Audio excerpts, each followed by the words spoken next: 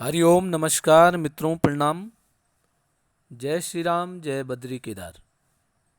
मित्रों, एक बार पुनः आपका स्वागत कर रहा हूं अपने इस ज्योतिष कार्यक्रम में। मित्रों, आज मैं बात करूंगा 12वें भाव अर्थात जन्म कुंडली में जो 12वां भाव है, अक्सर जो भी ग्रह वहाँ पड़ जाता है तो वह अच्छा परिणाम नहीं देता है। अर्थात 6, 8, 12 तीनों ये त्रिक भाव जो हैं, ये व्यक्ति के जीवन में महत्वपूर्ण भूमिका निभाते हैं। परंतु यहाँ अगर कोई गलत ग्रह पड़ गया है या पीड़ित ग्रह पड़ गया है, नीच का ग्रह पड़ गया है, तो वो जीवन में अनेक प्रकार की कठिनाइयों को जन्म दे देते हैं। आज मैं 12वें भाव के बारे में बताऊंगा, परंतु 12वें भाव की जो अच्छाइयाँ हैं उनके बारे में बताऊंगा। तो वीडियो प्रारंभ करने से पहले आपसे मित्रों निवेदन है, चैनल को आप सब्सक्राइब जरूर करें, स्वयं भी करें, अन्य लोगों से भी कराएं और वीडियो को अंत तक देखें। यदि ठीक लगती हैं तो अन्य लोगों तक भी भेजें और साथ में लाइक कमेंट करना बिल्कुल भी ना भूलें। मित्रों, जन्म कुंडली का जो 12वां भाव होता है वह बड़ा संवेदनशील भाव होता है। व्यय भाव है, हानि का भाव है। वहाँ पर जो भी ग्रह पड़ता है वो हानि जीवन में कराता है, व्यय कराता है, खर्चा कराता है 12वां भाव। परंतु कुछ अच्छे अच्छे योग भी, अच्छी अच्छी बातें भी, अच्छी अच्छी जानकारियां भी इस 12वें भाव से प्राप्त होती हैं। सबसे पहली अच्छाई यह है कि यह विदेश का भाव है। मित्रों, जो ग्रह इससे या इस भाव से संबंध होने पर व्यक्ति को विदेश भेजने का काम करते हैं,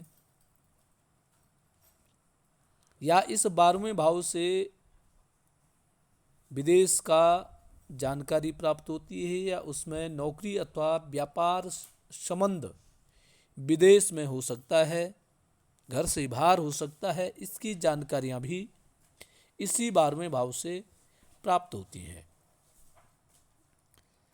अब हमने ये देखना है जो हमारा कर्म भाव है। कर्म भाव 10वां भाव होता है। इस कर्म भाव का जो स्वामी यदि 12वें भाव में पड़ा हुआ है, कर्मेश राज्येश जिसको कहते हैं, यदि यह ग्रह 10वें भाव का स्वामी यदि 12वें भाव में पड़ा हुआ है,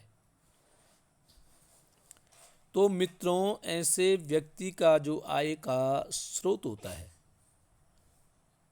वह अपने घर से बाहर या देश से बाहर, और अक्सर यह देखा गया है कि ऐसा व्यक्ति विदेश में जाकर के व्यापार करने वाला होता है। या मित्रों, या 12वें भाव में राहु पड़ा हुआ है या सूर्य भी पड़ा हुआ, क्रूर ग्रह भी पड़े हुए हैं, तो ये ग्रह व्यक्ति को, जातक को विदेश जाने के लिए प्रोत्साहित करते हैं। अर्थात ऐसा व्यक्ति विदेश में व्यापार करता है, निवेश करता है, या विदेश से उसका किसी न किसी प्रकार का संबंध बनता है।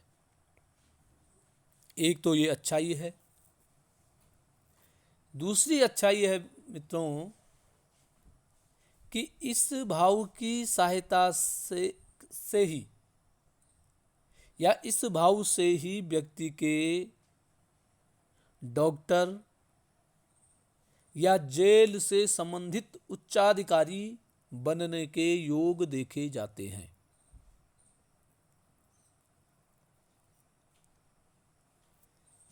यह होता है जब पंचम भाव का स्वामी 12वें भाव में विराजमान है, तो उसमें भी ये स्थिति बनती है कि व्यक्ति डॉक्टर, जेल से संबंधित उच्चाधिकारी या कुछ कोर्ट कचहरी से संबंधित व्यवसाय ऐसे व्यक्ति को प्राप्त होता है। इसमें भी वही है कि क्रूर ग्रह हो, सूर्य हो, चाहे राहु, शनि, केतु या मंगल ग्रह, तो व्यक्ति को ऐसी पद प्रतिष्ठा प्राप्त करवाने का काम भी यह 12वां भाव कराता है। मेडिकल फील्ड से दवाइयों का जो कारोबार होता है, इससे संबंधित जो भी जानकारियां हैं वो भी व्यक्ति को 12वें भाव से ही प्राप्त होते हैं। दवाई का जो क्षेत्र होता है या डॉक्टरी का जो क्षेत्र होता है, उसमें भी 12वां भाव महत्वपूर्ण भूमिका निभाने का कार्य करता है।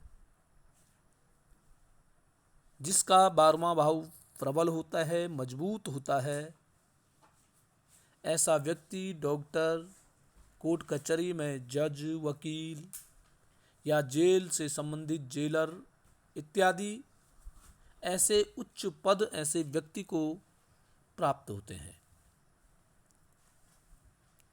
इसके साथ साथ एक अच्छाई और भी इस भाव से बनती है। इस भाव का जो स्वामी है, आपके 12वें भाव का स्वामी जो है, वह कभी कभी विपरीत राजयोग भी बनाने का काम करता है।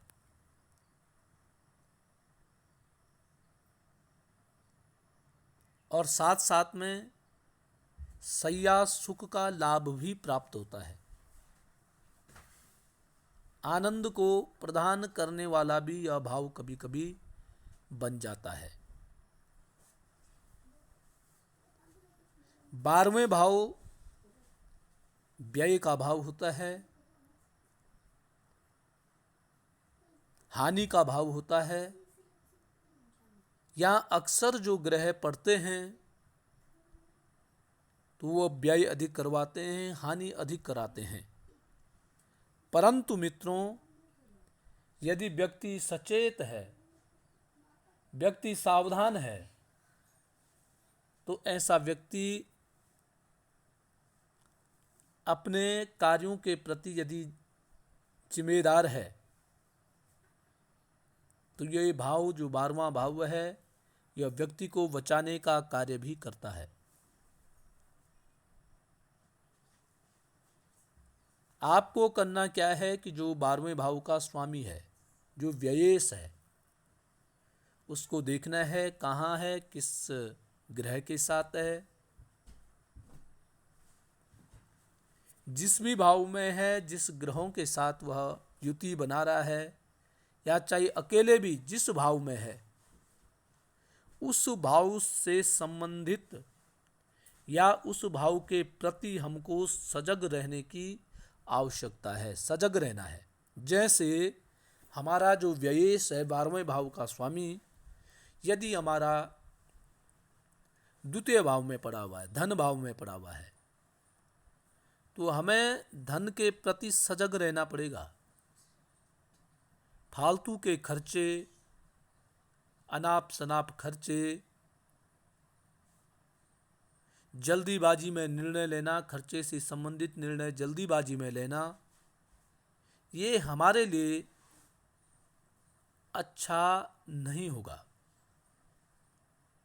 आप अपनी कुंडली देखिए और कुंडली में इस 12वें भाव को देखिए। इस 12वें भाव का स्वामी आपकी कुंडली में कहाँ विराजमान है।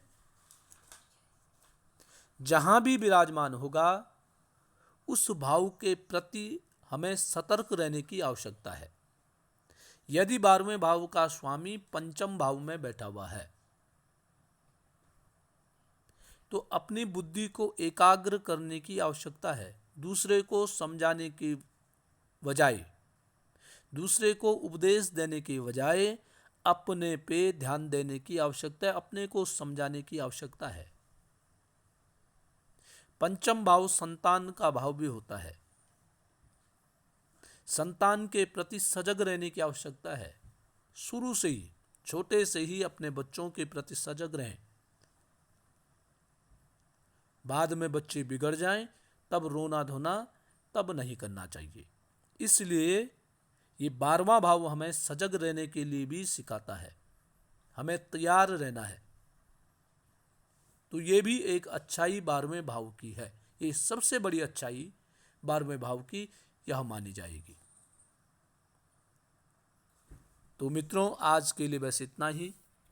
कल पुनः किसी नई जानकारी के साथ आपके सामने प्रस्तुत होऊंगा।